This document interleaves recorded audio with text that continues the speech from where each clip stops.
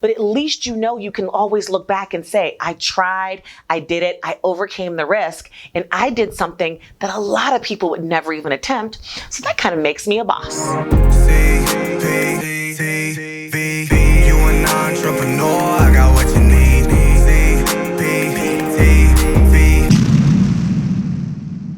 Hey there, welcome back, my loves, and welcome to CPTV, the place where aspiring and current entrepreneurs can get the tips, the tools, the blueprints, and the step-by-step strategies to turn their passions into businesses and their businesses into 6- and 7-figure empires. If you like the way that sounds, then this is the place you are going to want to be, because every single Tuesday I am dropping the golden nuggets to help you get to entrepreneurial freedom that you desire.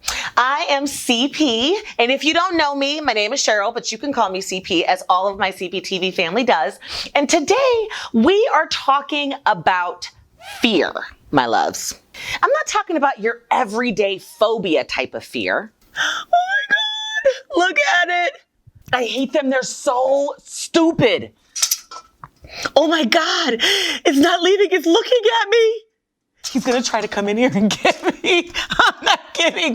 Go get it. Okay, so Team CP definitely got me. And yes, I am deathly afraid of deer.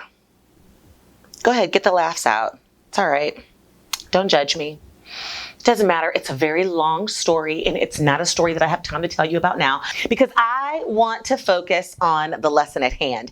And that is the fear that is stopping you from being wildly successful and satisfied as an entrepreneur. I mean, I get it. Every successful person has to deal with fear. The road to hell is paved with good intentions, but the road to success is absolutely littered with fear and uncertainty. And the biggest difference between someone who is wildly successful as an entrepreneur and someone who is not is the courage that it takes to approach your fears, to attack them, and to overcome them. You really have to have the drive and the tenacity to overcome things again and again and again. So today I am going to share with you my top 5 tips for kicking fear directly in the ass and saying, get out of my way, because I ain't got time to be dealing with no fear. All right? So let's get to work. So before I get into these tips, I want to let you know, don't forget to subscribe. Don't forget to pound that like button. It don't cost you nothing. It ain't gonna hurt you, but it's definitely going to help this channel, because I have some very serious goals for 2020 for CPTV. And also make sure that you grab the download. The download for my overcoming fear and kind of defeating my fears. I have a daily affirmation exercise and just some kind of mind tricks that I do when I am really feeling a lot of anxiety and I really need to overcome the apprehension that I might be feeling about doing something. So make sure you grab it and download it. It helps me. I use it all the time, and I want to share it with you. So let's get right into these steps. Tip number 1, you must simply decide to succeed. Yes, you have to make the decision to actually move forward. People who never really decide to accomplish anything significant, it's kind of that, I'm going to kind of try it out type of mentality. But when you actually decide to do something, everything changes. There's no other option. The true definition of deciding means to cut yourself off from any other possibility. So when I say simply decide to do it, that's what I mean. Make a decision, because once you have, you will do everything in your power to achieve whatever it is that you might be feeling some fear and some anxiety about. And fear is natural. It's not negative. It's not bad. If you're afraid to do something, it could be that it's just you're apprehensive. You don't really understand it, but that could be your own internal clock telling you this is something different. This is something out of the box. And this is something that we really need to pursue. So my number 1 tip for overcoming your fear of starting your business is just decide to do it and go for it. You got this. Tip number 2, embrace risk. Do exactly what it is that you want to do. One of the things that I would probably consider to be a strength of mine is that I'm really good at kind of overcoming the concept that this might be risky and I really shouldn't pursue it. I mean, my brain does a lot of talking to my heart, but usually my gut and my heart kind of wins out. And so I'm the type of person that when I want something, I'm going to go for it. When I want to say something, I'm going to say it. When I'm feeling bad about something, I'm going to do it. I'm going to talk about it. I'm going to get it out there. And I'm going to actually embrace that risk. You have to as well. You have to understand that most things that you've never done before or that you don't really truly understand feel very risky. But it doesn't necessarily mean that the end result is going to be something negative.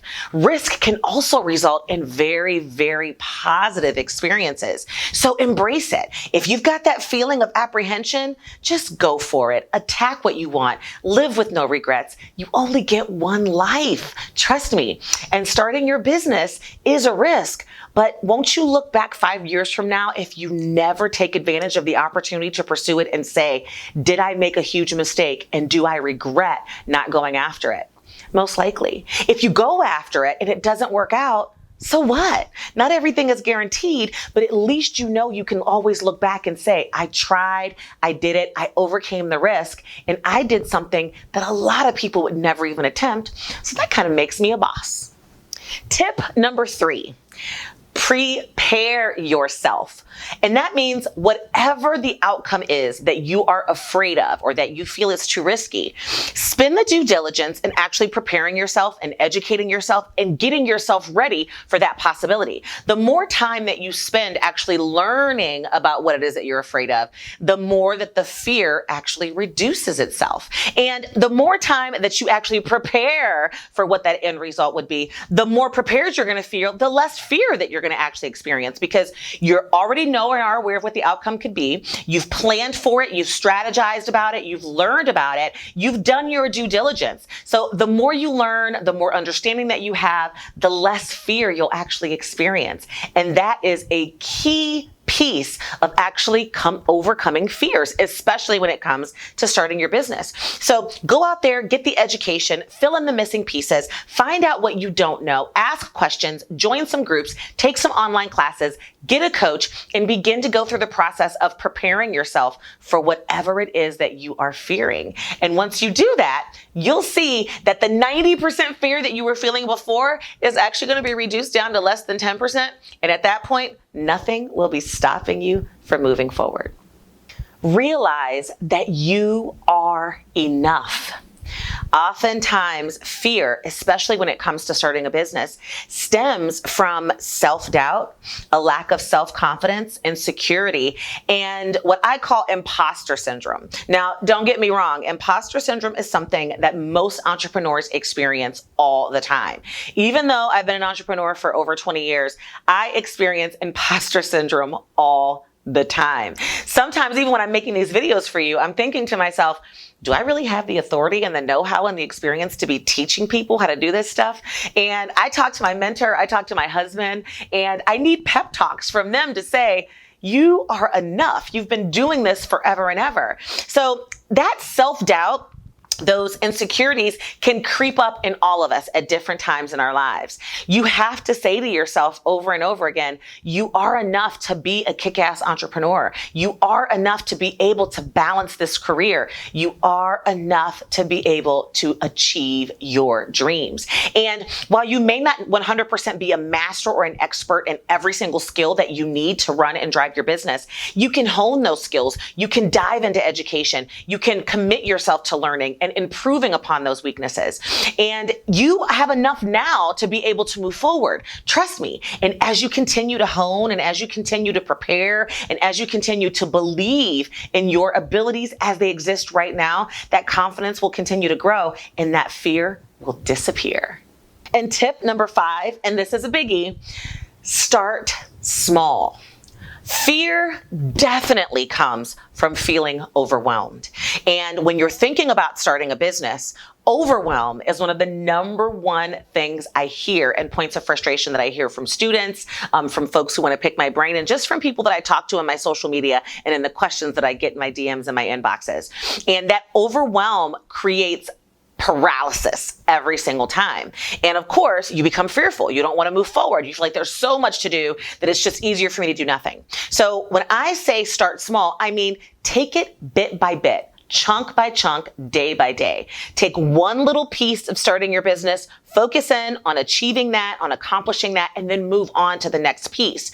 If you take that huge, overwhelming feeling that you have and you begin to break it down into small little pieces, it becomes less overwhelming, so you become less afraid. So if you look at overall the piece of starting your business and you say, yes, I've got 35 different things to do on my list when it comes to starting this business, and you look at it and say, yeah, but if I just do one thing every 3 days, in 90 days, I'll have it all done. Or in 60 days, I'll have it all done. So really just take the small chunks. The other day, I was having a conversation with one of my girlfriends, and we were talking about, wanting to get in shape and doing some exercises. And she was like, I want to do a 60 miles and 30-day challenge.